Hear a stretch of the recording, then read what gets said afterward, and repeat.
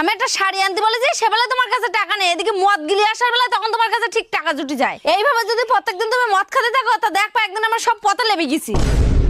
বাড়ি ছেলেপিলি সব বড় হয়ে গেছে, তুমি যদি প্রত্যেকদিন এইভাবে মদ খেয়ে আসো তো ওরা কি শিখবে? ও মা, দাদা মনে হয় বাড়ি আসছে, ওর গলার আওয়াজ পাচ্ছি। অনামিকা, তোর দাদা এখন বাড়ি আসতে বারণ কর, এটা মদ খেয়ে বাড়ি এসে এখন দেখলি তো দাদা আবার ঝামেলা করবে না। ও মা, তাড়াতাড়ি এদিকে এসো, তাড়াতাড়ি। তোমার বাবা এদিকে মদ খেয়েছে, তোমার রঙ লেগেছে, এদিকে আসো এদিকে আসো। ওই রাস্তা দিক ভালো করে তাকায় দেখো।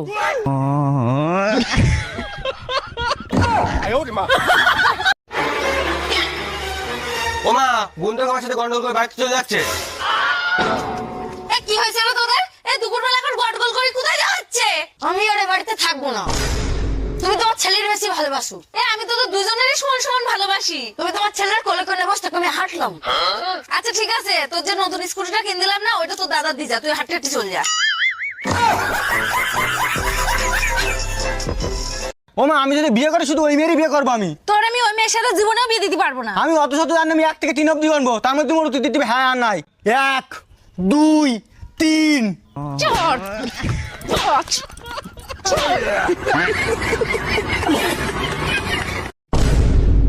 এ আমার দাদার মারছিস কেন রে?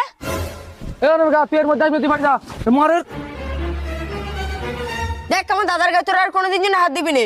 অনামিকা, তুই কি জানিস না? তুই এর মধ্যে কথা বলিনি, তোর দাদা আমার বোনের সাথে প্রেম করে, তুই জানিস? প্রেম করে তাই কি হয়েছে? তুমিও তো কারো না কারোর সাথে প্রেম করো, দাদাও তো কারো না কারোর সাথে প্রেম করে। আর শোনো, আমারও তো বয়ফ্রেন্ড আছে, তাই কি হয়েছে? এ বল আগে, বল তোর বয়ফ্রেন্ড কেটা, তোর বাড়ি কোথায় ওর, তাই বল, তোর ঠিকানা বল, নাম কি ওর?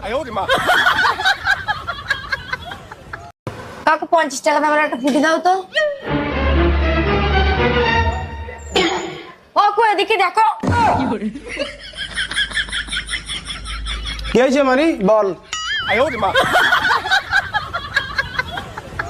এইটুখানি ছিলে তুই, সারাদিন তোর কোলে নিয়ে বেড়াতাম। ছোটবেলাতে মানুষ করে বড় করে দিতে তো, ওই জন্য এখন আর এই বুড়ি চিনিস নে। যেখানে তুই বিয়ে করেছিস সেখানে সারাক্ষণ বোর পিছনে পড়ে থাকিস। একবারও কি খোঁজ নিয়েছিস সেই বুড়িটা খেলো কি না খেলো, কোথায় পড়ে থাকলো? যেদিন আমি চলে যাবো সেদিন তুই বোর পিছনে পড়ে থাকবি। এরকম বলো না মা, আজকের থেকে আমি তোমার কথা সব শুনবো। আজকের থেকে আমি বোর কথা একটাও শুনবো না মা, তুমি শুধু আমার মাথায় হাত দিয়ে রাখো, আমি জীবন ওর কথা শুনবো না। আজকের থেকে শুধু তোমারই সেবা করো মা, আমি আর কারোর কথা শুনবো না। এই যে শুনছো, ভাতটা খেয়ে নাও। আমি খাবো না, তুমি যাও এখান থেকে।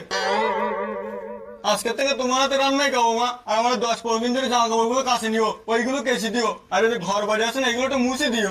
আজকের থেকে ঘর বাড়ি মালিক সব তুমি। ওটো মা ওটো, তুমি এই ঘর বাড়ি সামলাও, ওটো। বদমাইশ ছেলে, বৌমা এত ভালোবেসে খাদ যাচ্ছে, যা গিয়ে খেয়ে নিয়ে। সংসার আর যদি কোনোদিন শুনি যে তুই বৌমার সাথে ঝামেলা করেছিস তা তোর ব্যবস্থা কর। এ রাহুল, এই লোকটা কিরা, চিনতে পারলাম না তো। এ আমার একটা বন্ধু হয়, অনেকদিন পরে আমাদের বাড়ি ঘুরতে এসেছে। আচ্ছা ঠিক আছে। এলাও মালিক চা, এনাও চা। এরাও এত সুন্দর দেখতে, মেয়েটা কি তোদের বাড়ি কাজ করে? হ্যাঁ, ইতিমধ্যে বাড়ি কাজ করে, এ আমার বোচ্চরে বেশি যন্ত্র করে আমার। তুমি আমাদের বাড়ি কাজ করো, তোমার মাসে 2 লাখ টাকা করে দেবো আমি। হে ওটা কট, বেরো আমাদের একটা, বেরো।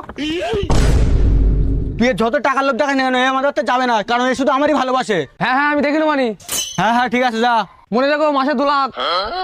আর রাগারাগি করো না তো, ভাতটা খেয়ে নাও। তোমার আমি কোথাও যেতে দেবো না, আমার কাছে রেখে দেবো তোমার। মালিক, তোমাকে একটা কথা বলবো? হ্যাঁ বলো। মালিক কিছু মনে করো না, তোমার ডালে আজকে বিষ মিশিয়ে দিয়েছি।